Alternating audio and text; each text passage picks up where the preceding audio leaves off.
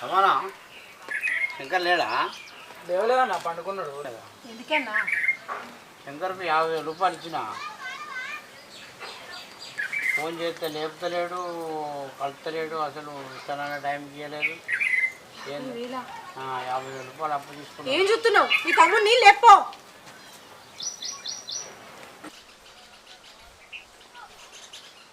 ఏంద్రా 50,000 అంటా? 50,000 తీసుకున్నా ఆరైనా దగ్గర?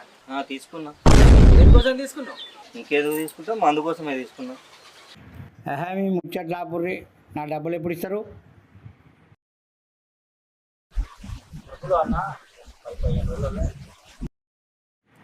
సమానా వారం రోజుల నుంచి అడుగుతానా, ఫోన్ చేస్తే లేపడు, ఇంటికి వస్తే దొరకడు. ఇట్లా అయితే ఎట్లా సమానా?